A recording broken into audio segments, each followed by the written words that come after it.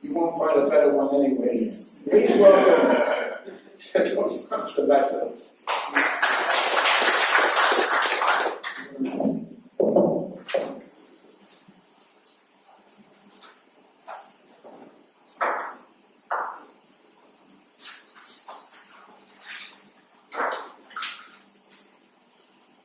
Toastmaster of the evening, fellow Toastmaster members, and most welcome guests. Be careful with the mic. Mentoring is not for you, the title of my project. And that goes both ways, for mentors and for mentees. But why would I make such an absurd claim? Why would I say that? Let's see, allow me to explain. You see, mentoring and a mentorship relationship is not a push-button solution. And if it's not clearly defined straight up from the beginning, it will definitely fail, both for the mentor and for the mentee. Recently, I had a mentorship engagement through the project that I'm delivering now with one of the Toastmasters here, Toastmaster Ohana. And I was in a very lucky position because I could say that she is the best example as a mentee that you could possibly have. She was very driven, she's very ambitious, energetic, goal-oriented, so all this energy, she also transferred that to me. It's kind of contagious, and that made me want to help her even more and support her with her goals. But that wasn't always the case. So recently, even 3 weeks ago, I had an engagement with someone that wanted to mentor/coach them. And it didn't work out because we didn't fit, my communication style didn't fit with them.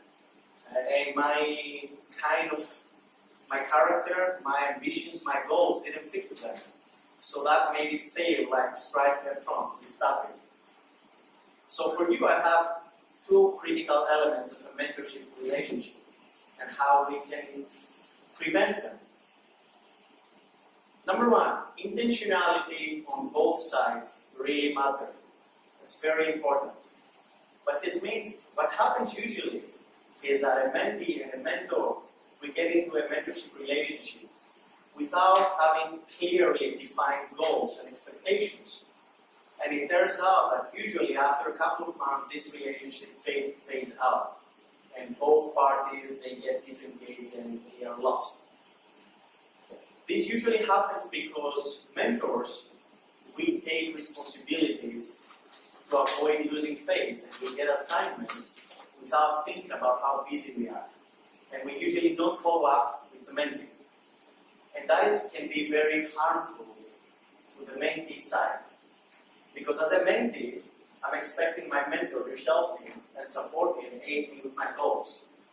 And if the mentor here is not doing that, and is not giving me the time that I want, that's very harmful because I feel insignificant, not worthy of his time. So that might break my ambition right from the beginning. Now, let's say that we have a problematic mentorship relationship.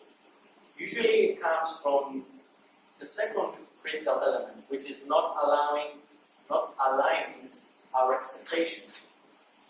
We go into a mentorship relationship, mentee and mentor, and we are not clearly defined on how the mentor is going to help us.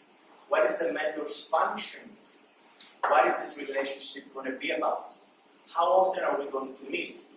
And what is the mentor's role in our life as a mentee? So all these 5 things need to be clearly defined before starting a relationship.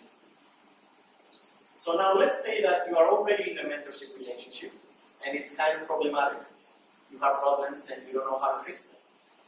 Usually what happens is that, according to experts, we need to be very, very clear and transparent up front. Mentee and mentor, both sides need to come out, be clear, transparent, what is the problem, how we can fix it. Oftentimes, mentors get a lot of assignments that they are not interested to pursue and follow through. And that requires a lot of self-awareness from the mentor side to understand if this is something that we really want to pursue or not. On the other side, mentees usually are seeking for a mentor, but they are not clearly devoted They're not clear with their ambitions.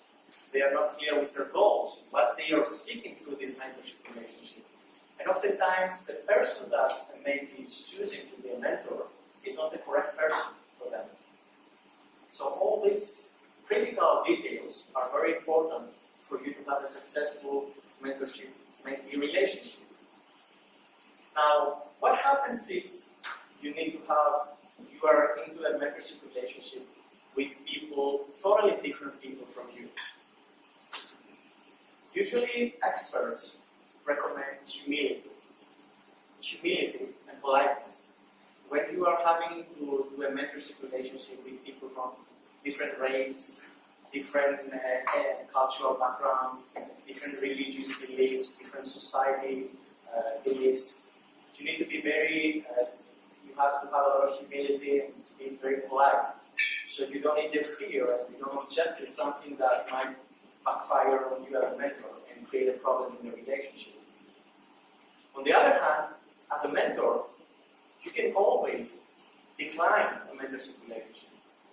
You don't need to go through a relationship that you don't like and you don't feel ready to devote your energy in. Personally, I remember in my life that I had more than 5 mentorship/coaching relationships with people that I stopped them right up front. We had different religious beliefs, different cultural beliefs. We were 180 degrees totally opposite. So that thing wouldn't work in the future. We would only create problems. And we stopped it. One quote for you to take to note down. If you are a mentee or a mentor, both sides, you need to be 100% self-aware and devoted on the relationship that you are getting into. Those muscles for that. Back to you.